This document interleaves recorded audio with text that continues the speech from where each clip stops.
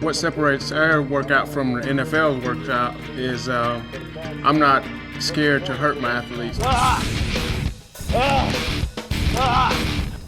Most of the time, the NFL coach is basically scared to push the athlete hard because they're scared they may lose their job, but I'm here to make my athletes better and to make Randy better, to make him a better player on Sundays.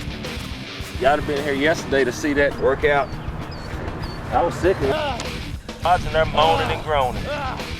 There's more people that do what I do. They go to like training resorts. It's kind of like when you go on vacation, but there's no vacation. There's no vacation here.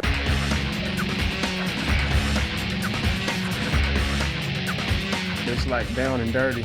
So if you don't want to get down and dirty, and which a lot of players, when you're making millions of dollars, they don't want to get down and dirty anymore, but we're still getting down and dirty here.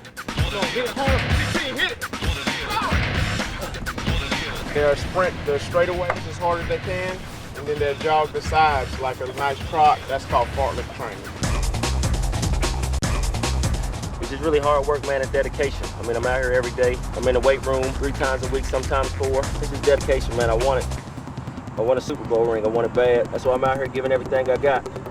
And if I wouldn't be Moss. If you're not dedicated to this workout, you may last like a week or 2, but then you're going to quit. And we've had several players that's on NFL rosters right now that came and worked out with us, and they last a week or 2 and they quit. It's a learned behavior, working hard. You either have it or you don't. And I think determination is also falls into that category. I believe that there's a strict routine, so to speak, that you have to go through if you want success ultimately at the end. And that's one thing that Randy has taught us all. You doing the whole workout today? Well, we're gonna see somebody pass out. Paramedics, 911. The maker can't pass out. I bet you're gonna pass out today. Not the maker. Okay. Come on, boys, let's get out now. Go! This might sound mean, but I like to see people hurt. You know, I like to see people bent over. I like people, going to drink that water. Because I do the same. So, I like to see people hurt. Not hurt to where you're going to the hospital as far as, pushing yourself hard, that type of hurt. An athlete is kind of like a car. Some cars come with a governor on it, and you get up to maybe 110 miles an hour and it just shuts off. Some athletes, they like to put governors on themselves at 80%, but I like to try and break the governor so to get them to where they can go up to 90 and 100 and 110 miles an hour. Coach Martin he's a different kind of coach. He's one of those coaches that, when you get tired, he's easy to get tired, you're going to go harder. And a lot of coaches sort of take it easy on their guys. They want to make sure that the guys are going to be healthy for the next day and have some energy to go the next day. But Coach Martin wants to get everything out of you that day, and then when you come out the next day, he's going to add a little more.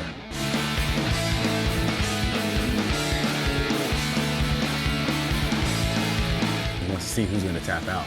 And that's his favorite thing. He says that, who's going to tap out today? And everybody thinks in their mind, like, oh, I'm not going to tap out. I'll get through this workout. But as you start getting through it, and you're midway through, and you're like, oh, I got another half of this workout to go, and then you start to question yourself whether you are going to tap out. Everybody thinks there's some great method and some magic potion you can take, but it's all about hard work and getting up working hard every single day.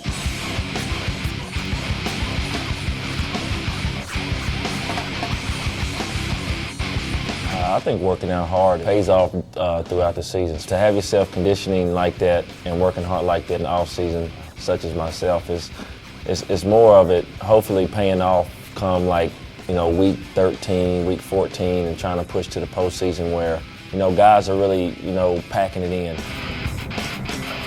Let's go. So even though we're not in season, we still compete. That's a good thing about having people to work out with. You can compete.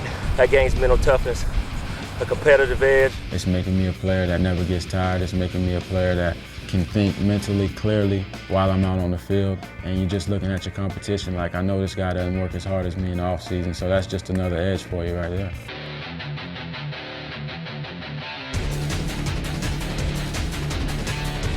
To have great feet as an athlete, that's very important. The 90s, the 80s, and the 70s you saw us running, that's sprint work. You're gonna have to have your speed work. Now this is running. running and cutting. A lot of people don't work their ankles in the off season. They try to run a mile or two to keep the endurance. We've been working this for the last couple months, so we should be all right today. You got to be able to cut as an athlete. That was just another way to be competitive doing the drills. You got to use the energy that you didn't think you had. You got to eat good, make sure you get your proper rest, don't party too hard, stay off the alcohol, come out here ready to work. You know, I don't really tolerate a lot of nonsense, a lot of BS, and I just try to keep a straight line. And if you want to call it something else, I mean, you call it keeping it real. That's one thing I try to do. That's just me, and that's the way I've been raised. You know, I've really tried to mold myself into being, you know, where I'm at today. The gladiator, that's the drill that'll make a person quit. It's for real.